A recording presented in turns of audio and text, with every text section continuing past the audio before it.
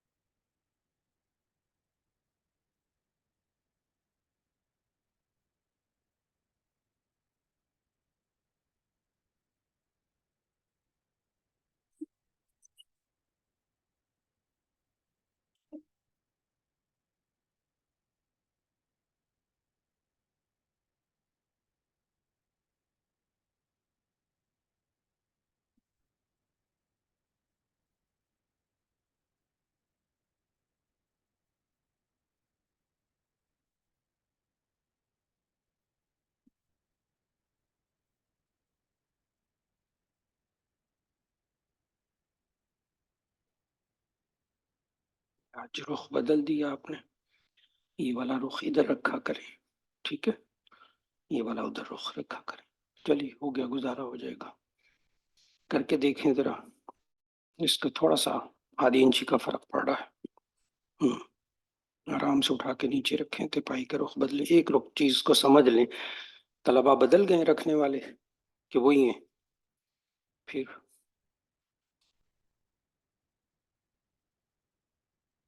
یہ پاؤں سے نکالیں جی، کچھ فاصلہ کم تو نہیں کر دیا؟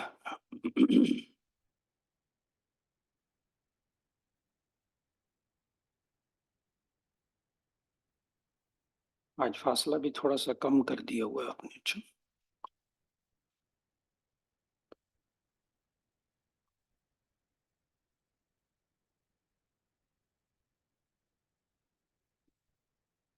جی،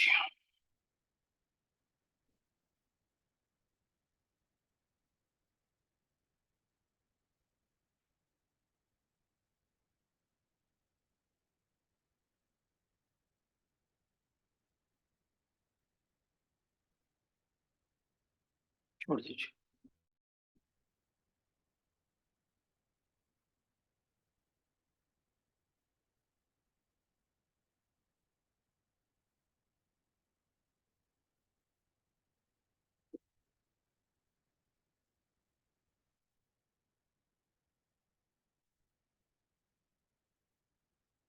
لائٹ نہیں آ رہی، دیکھیں جی، آ رہی؟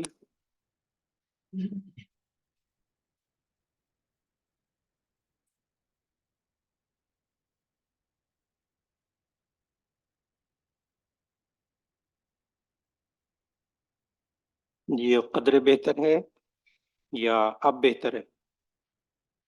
پہلے والا بہتر تھا، دیکھیے۔ اچھا جی،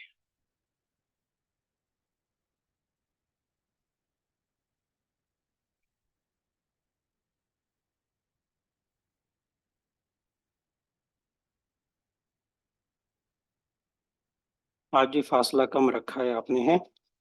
سکرین کو تھوڑا سا پیچھے کرتے ہیں پھر حضرت جی، پاؤں سے قدم سے ناپ کر رکھیں۔ اچھا، 1 فٹ ذرا پیچھے کیجیے، بس۔ اب دیکھیے کچھ صاف ہوا؟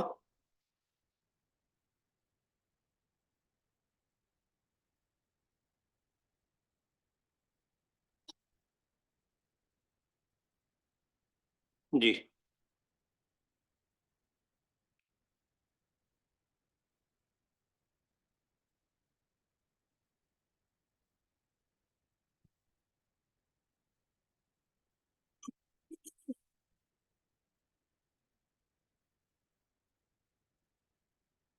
جی، ٹھیک ہے۔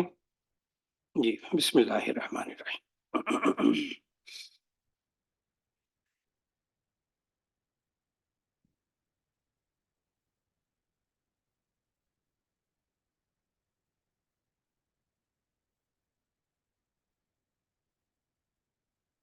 لکھنا شروع کیجیے. عنوان ہم نے قائم کیا تھا صبا، اور میں نے ابھی لکھوانا نہیں شروع کیا تھا. لکھوایا کچھ؟ جو لکھوایا وہ مجھے دکھائیے ایک صاحب صاحب سے. جی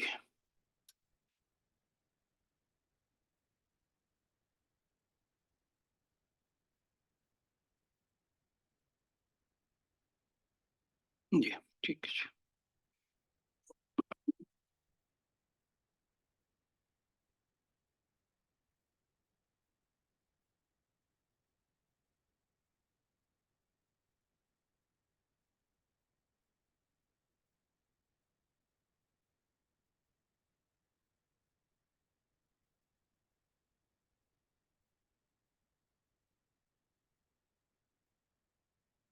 بسم اللہ الرحمن الرحیم. آپ حضرات کو جو صبا کے بارے میں نے بنیادی بات لکھوائی کہ اللہ تعالیٰ نے ایک تو اس بارے میں پوری سورت نازل کی، سورہ صبا، اور پھر اس کے ساتھ ساتھ میں نے یہ لکھوایا کہ یہ اللہ تعالیٰ نے اس کا ذکر سورہ صبا میں کیا. لقد کان لسبأ فی مسکنہم آیہ، آیت نمبر 15 لکھ لیجیے. لقد کان لسبأ فی مسکنہم آیہ، جو آپ نے آیت لکھی ہے اس کا نمبر، سورت نمبر لکھ لیجئے. سورت نمبر 34، آیت نمبر 15. اللہ تعالیٰ نے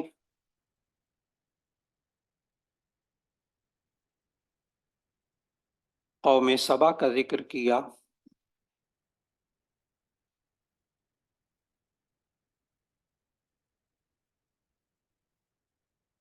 سبا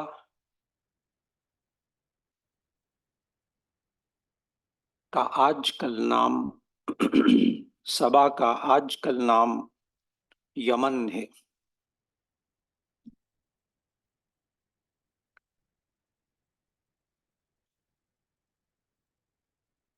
قوم سبا کا ذکر کرتے ہوئے،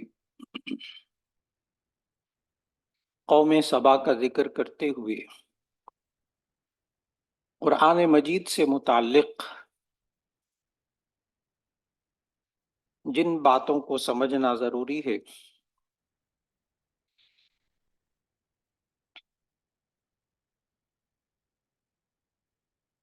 ان میں نمبر ایک،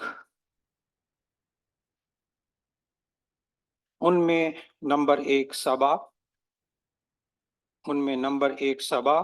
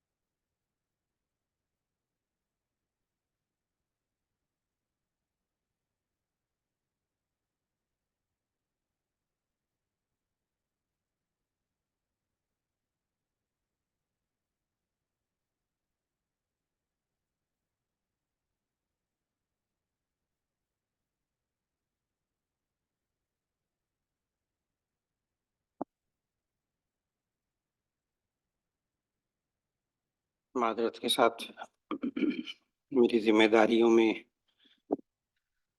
بعض ایسی رابطے ہوتے ہیں جن کو فوراً سننا ضروری ہوتا ہے.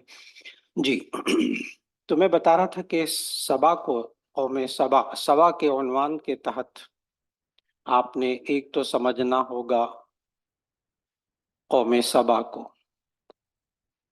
اور اس کا علاقہ، قوم سبا اور اس کا علاقہ، اور اس کے بعد دوسری چیز آپ نے سمجھنی ہوگی سلیمان علیہ السلام، تیسری چیز آپ نے سمجھنی ہوگی ملکہ بلقیس، کیونکہ اس کا ذکر بھی قرآن مجید میں کہ جب آپ اس کے محل کا کہ وہ پلک جھپکتے اس کا تخت لے کر آ جائے گا، اس کا ذکر بھی قرآن مجید کے اندر موجود۔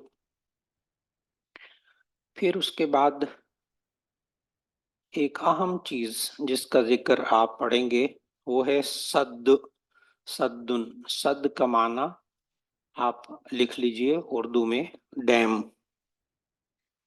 ڈیم۔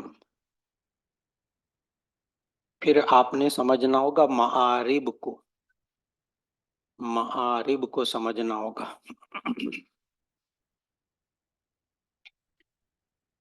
اس میں بہت ساری باتیں جو قرآن مجید سے تعلق رکھتی ہیں۔ پھر آپ نے ایک لکھنا ہوگا سیل العارم، سیل العارم۔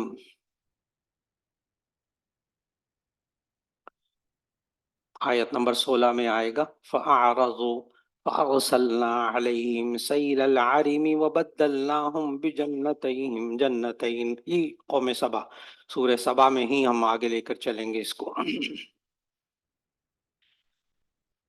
اور اسی طرح اسی عنوان میں سورہ سبا میں آپ نے سمجھنا ہوگا القری التی بارکنا حولہ، القری التی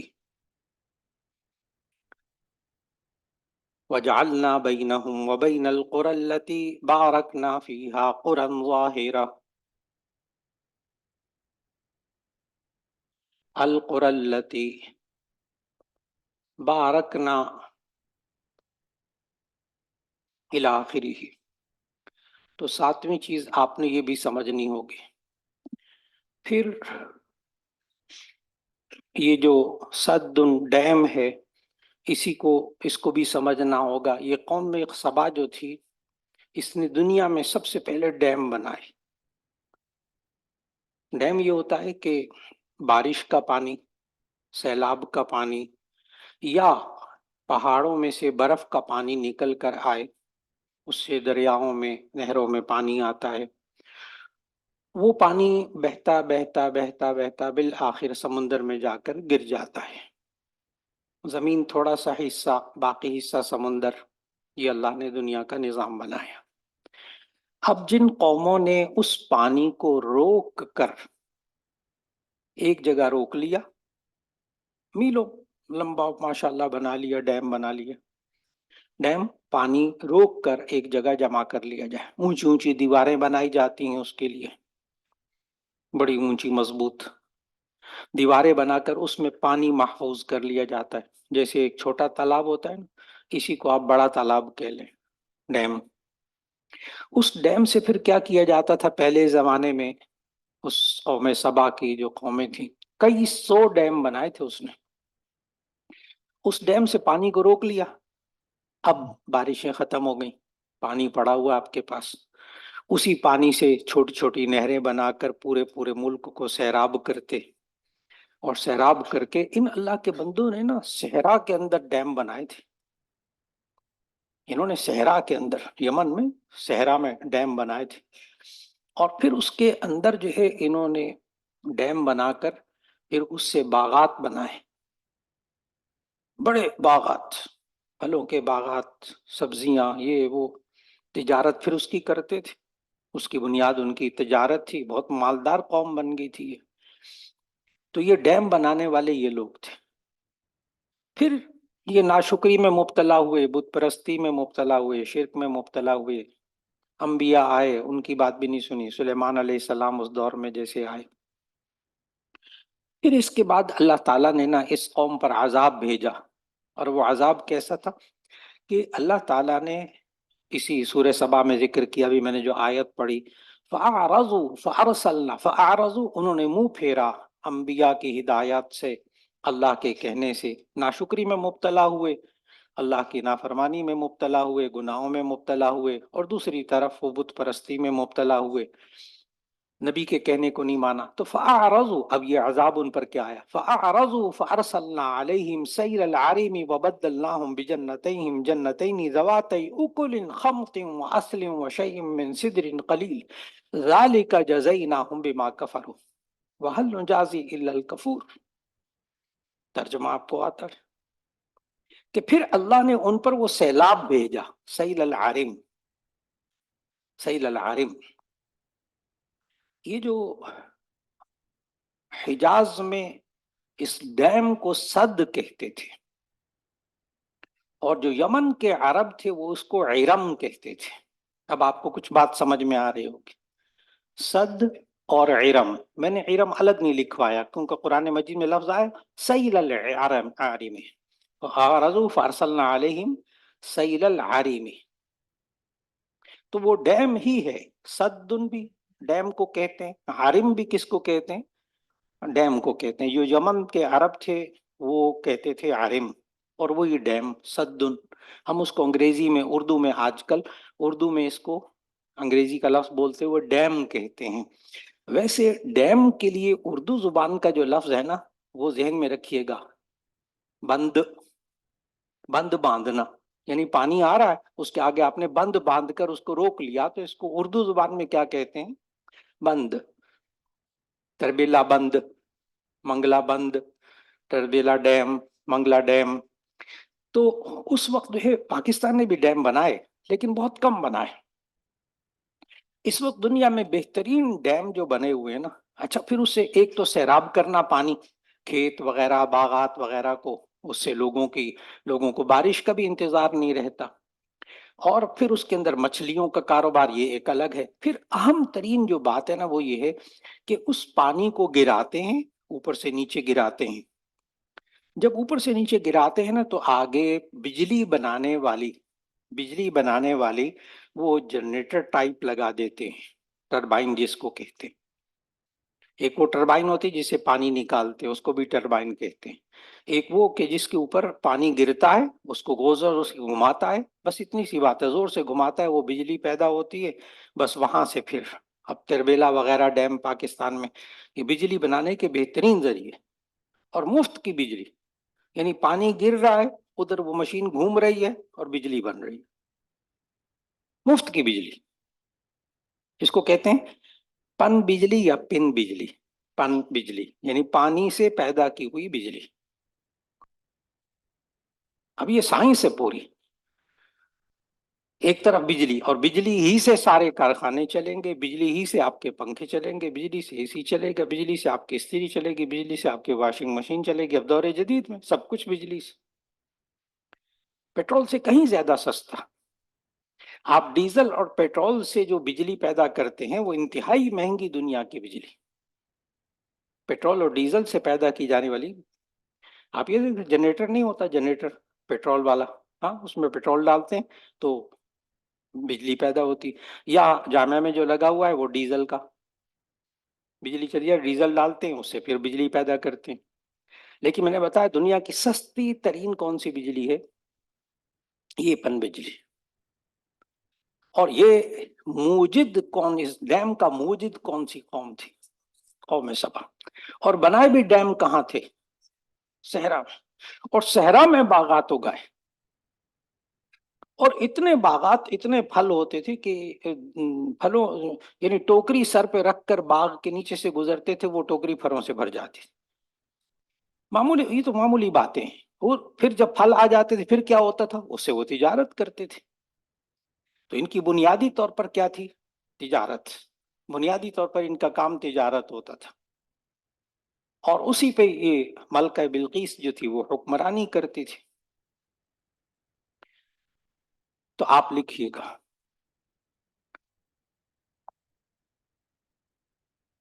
قوم سبا کے تذکرے کے سلسلے میں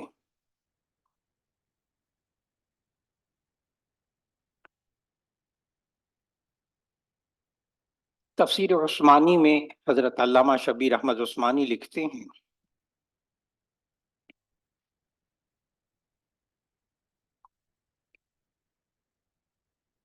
کہ قوم سبا کے سلسلے میں ایک اہم چیز،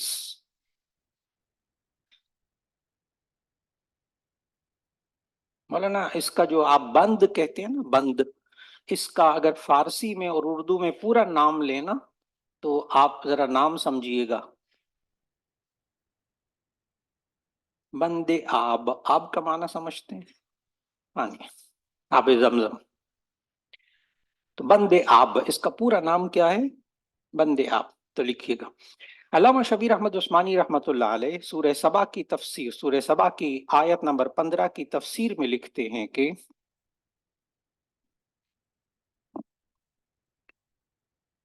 قوم سبا کی اہم چیزوں میں سے ایک بند آب ہے،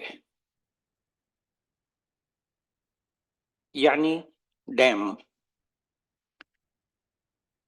یعنی ڈیم جس میں پانی کو روک کر جمع کر لیا جاتا ہے، جس میں پانی کو روک کر جمع کر لیا جاتا ہے. قدیم دور میں، قدیم دور میں باغات کو اور کھیتوں کو سیراب کرنے کے لیے وہ پانی استعمال ہوتا تھا. قدیم دور میں وہ ڈیموں کے لیے وہ پانی استعمال ہوتا تھا، ڈیموں کا پانی استعمال ہوتا تھا.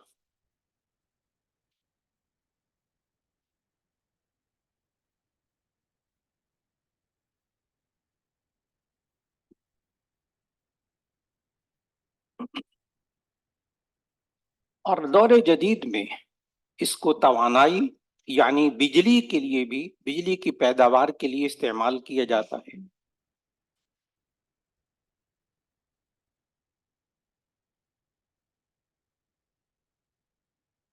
جس کو ہائیڈرو پاور کہتے ہیں، جس کو ہائیڈرو پاور کہتے ہیں.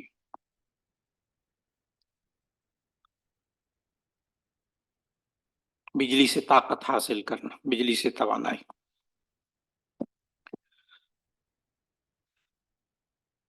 عربی حجاز، عربی حجاز ڈیم کو سدن کہتے تھے، سدن، دال کے اوپر تشدید ڈال دیجیے. عربی حجاز ڈیم کو سدن کہتے تھے، سد، اور عرب یمن عرم کہتے تھے.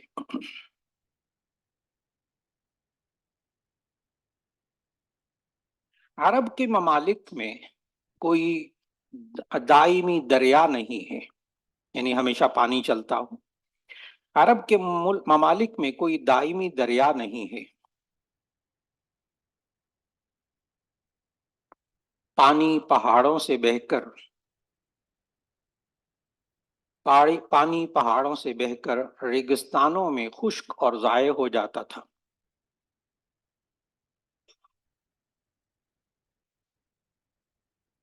زراعت کے مصرف میں نہیں آتا تھا.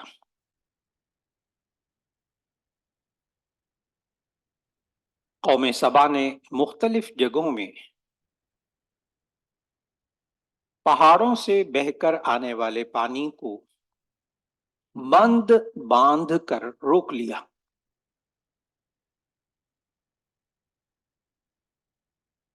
ملک سبا میں اس طرح کے سینکڑوں بند تھے.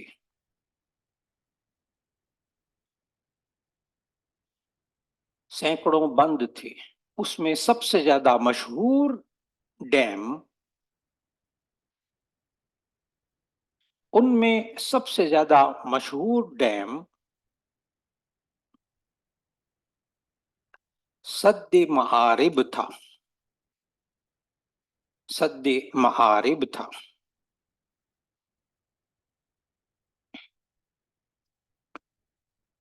جو اس وقت کے سبا یعنی یمن کے دارالحکومت، جو اس وقت کے سبا یعنی یمن کے دارالحکومت معارب میں واقع تھا، معارب میں واقع تھا.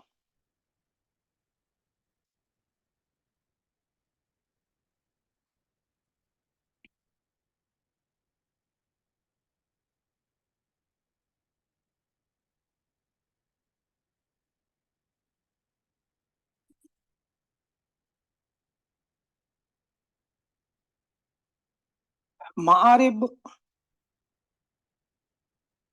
قدیم زمانے میں یمن کا دارالحکومت تھا، یمن کا دارالحکومت تھا۔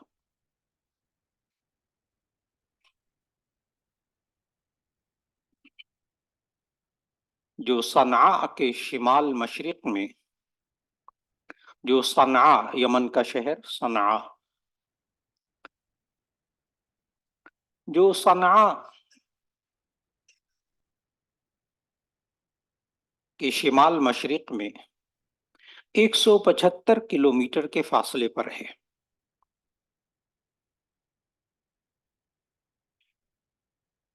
آج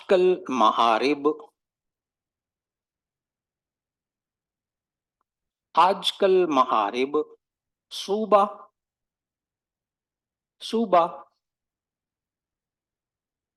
بیضاء، با یا ضاد الف حمزہ، صوبہ بیضاء کا صدر مقام ہے۔ یہاں ملک سبا کے آثار پائے جاتے ہیں۔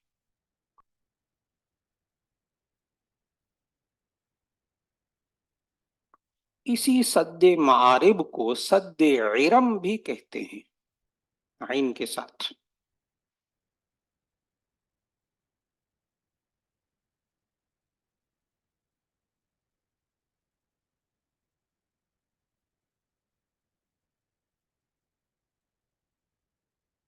یہ لوگ سورج کی پوجا کرتے تھے، یہ لوگ سورج کی پوجا کرتے تھے۔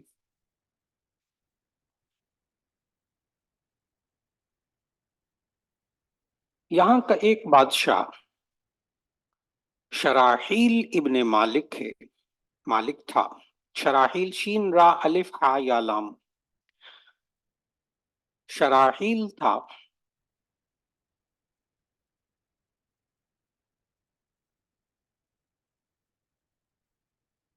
یہ سبا یعنی یمن کا بادشاہ تھا۔ بعد میں اس کی بیٹی ملکہ بلقیس، بعد میں اس کی بیٹی سبا کی ملکہ بنی، جس کا نام ملکہ بلقیس تھا۔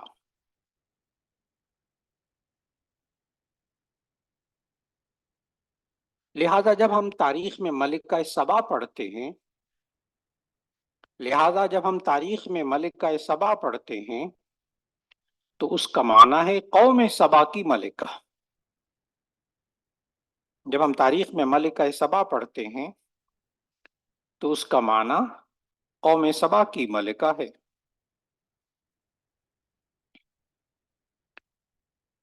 یہ وہی ملکہ بلقیس ہے جس کی خبر سلیمان علیہ السلام کے پاس ہدہد پرندہ لے کر آیا تھا۔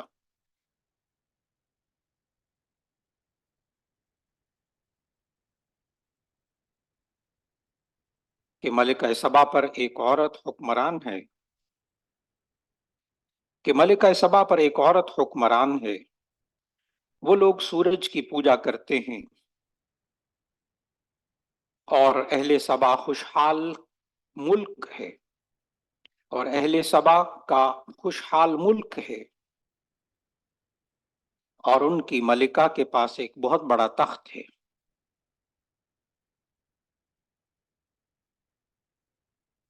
حضرت سلیمان علیہ السلام نے ہدہد کو ایک خط لکھ دیا جس میں ملکہ سبا اور اس کی قوم کو اسلام کی دعوت دی۔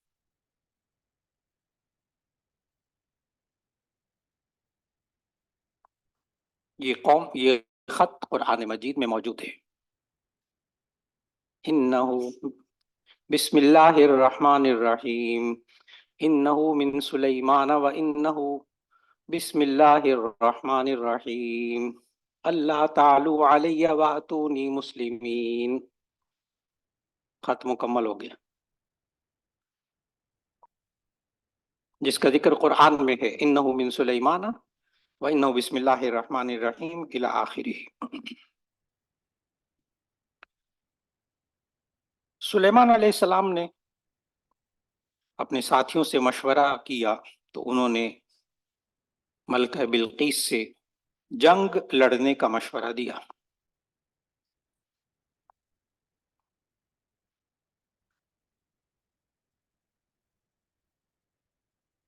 بلکہ یوں لکھیں کہ ملکہ نے اپنے ساتھیوں سے مشورہ کیا تو انہوں نے جنگ کا مشورہ دیا. لیکن ملکہ نے پرامن طریقے سے معاملات طے کرنے کا ارادہ کیا اور قیمتی تحائف حضرت سلیمان علیہ السلام کے پاس بھیجے.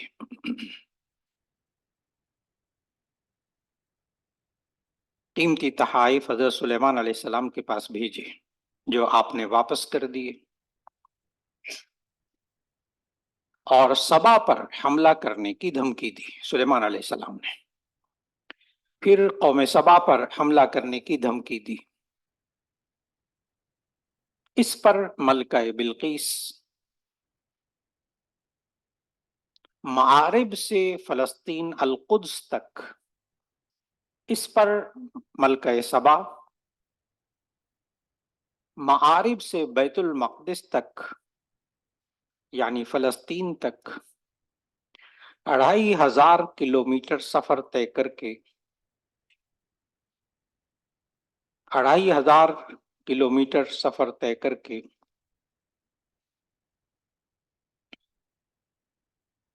اظہار اطاعت کے لیے فلسطین روانہ ہوئی.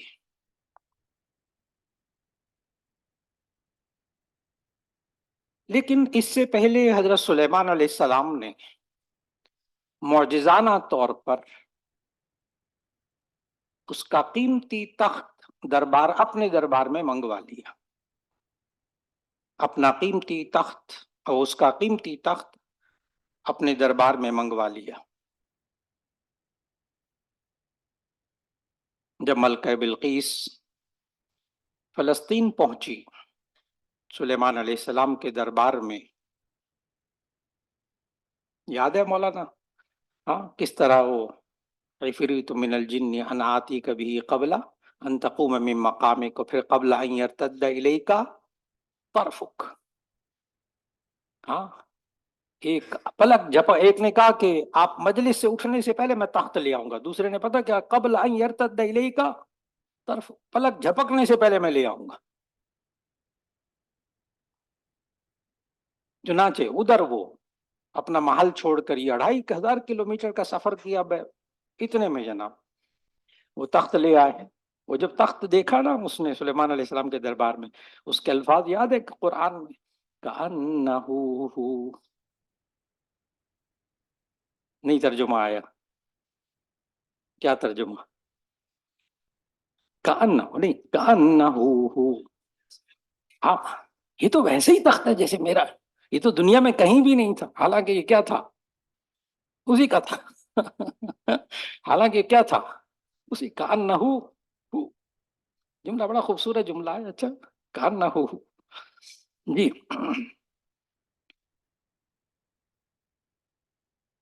روایات میں آتا ہے کہ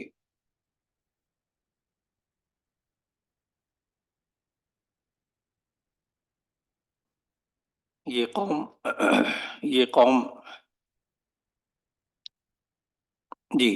جی پہنچی تو وہی تخت دیکھ کر کہا کأنہ، وہی تخت دیکھ کر کہا کأنہ، یہ تو بالکل ویسا ہی ہے. آگے بین القوسین لکھ دیجیے گا، حالانکہ یہ وہی تھا.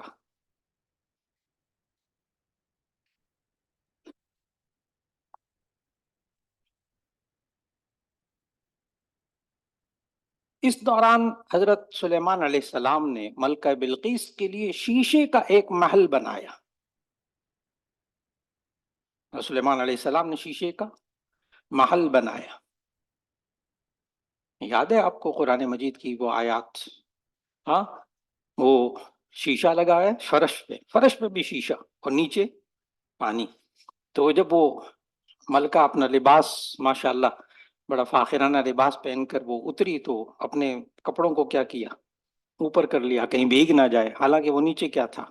شیشہ. کمال. وہ سمجھے نیچے پانی. کمال. تو حضرت سلیمان علیہ السلام شیشے کا محل بنوا کر ملکہ سبا کو اور حیرت میں ڈال دیا.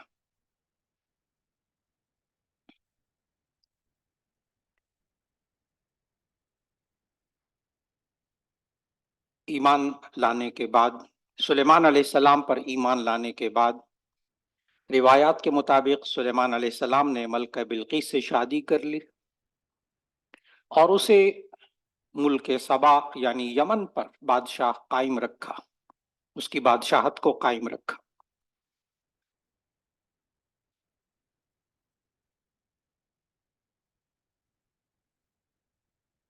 یہی وہ قوم ہے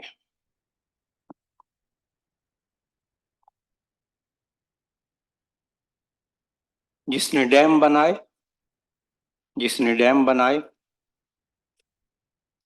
اور معارب کا جو شہر تھا، معارب کے شہر کے جنوب میں دائیں بائیں دو پہاڑ ہیں جنہیں کوہ ابلق کہتے ہیں. ابلق، الف با لام قاف، کوہ ابلق کہتے ہیں. ان سب قوم سبا نے ان دو پہاڑوں کے درمیان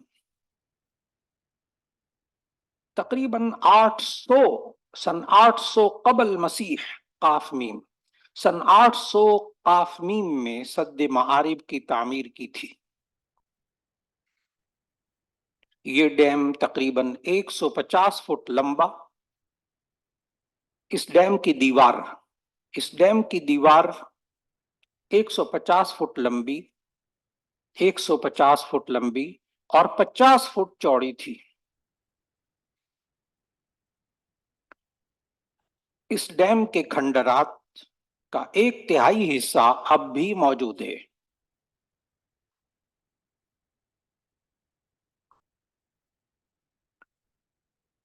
مولانا ابھی ہم سبق کو، چونکہ اس میں کئی چیزوں کو ہم نے سمجھنا ہے انشاءاللہ، تو یہ سبق ابھی جاری رہے گا، کیونکہ ابھی اس کو مٹائیے گا نہیں. اچھا، اس کو مٹائیے گا نہیں.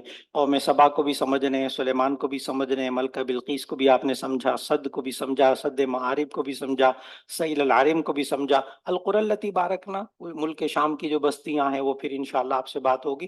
ابھی تقریباً آپ نے سوائے نمبر 7 کے باقی سب کو، یہ آپ دیکھیں گے نا قرآن مجید میں انہی آیات میں سورہ سبا. تو سورہ سبا کی تفسیر عثمانی میں جو صاحبان ذرا گہرائی میں مطالعہ کرنا چاہتے ہیں تو تفسیر عثمانی میں آپ انہی آیات کی تفسیر پڑھیں، کیونکہ میں اسی تفسیر عثمانی ہی میں سے اس کا خلاصہ لکھوا رہا. تفسیر عثمانی پڑھیں، یہ قوم سبا کے بارے میں تفسیر عثمانی کا حاشیہ پڑھیں تو آپ کو اندازہ ہوگا کہ ہمارے اکابر کا کتنا گہرا مطالعہ تھا. اور علامہ شبیر احمد عثمانی رحمۃ اللہ علیہ کا بھی ارض القرآن یعنی قرآن حکیم کے جغرافیے کا کتنا گہرا مطالعہ تھا.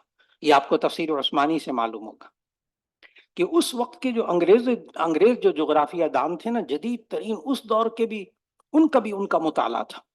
کمال کا مطالعہ کیا حضرت مولانا شبیر احمد عثمانی رحمۃ اللہ علیہ. تو اس سے آپ کو نا ایک بات اور سمجھ میں آ جائے گی. جب آپ یہ سبا جو ہے نا، سورہ سبا، اس کی تفسیر جب آپ پڑھیں گے تفسیر عثمانی میں، تو آپ کو ایک بات اور سمجھ میں آ جائے گی کہ ہم جو یہ جغرافیے کا سبق پڑھ رہے ہیں، یہ علامہ شبیر احمد عثمانی رحمۃ اللہ علیہ کا بھی طریقہ تھا. یہ کوئی نیا نہیں ہے میرا طریقہ. ہمارے اکابر بھی قرآن کے جغرافیے پر بڑی محنت کرتے تھے. اور شاید اس کی وجہ یہ ہو، کسی وقت میں اپنے اسفار کا ذکر جغرافیے میں کروں گا انشاءاللہ آگے چل کر، کہ اللہ تعالیٰ نے دنیا کے کونے کونے میں، جب اللہ نے ہمت دی ہوئی تھی مجھے، تو دنیا کے کونے کونے تک سفر کیا. الحمدللہ دنیا کے کونے کونے تک اللہ نے سفر کی توفیق دی. وہ میں کسی وقت میں اپنے اسفار کا نقشہ آپ کو اس جغرافیے کے دوران دکھاؤں گا، تو اس سے آپ کو اندازہ ہوگا کہ اللہ نے کہاں کہاں کس کس دنیا کے کونے کونے تک جانے کے اللہ نے توفیق دی. السلام علیکم ورحمۃ اللہ وبرکاتہ.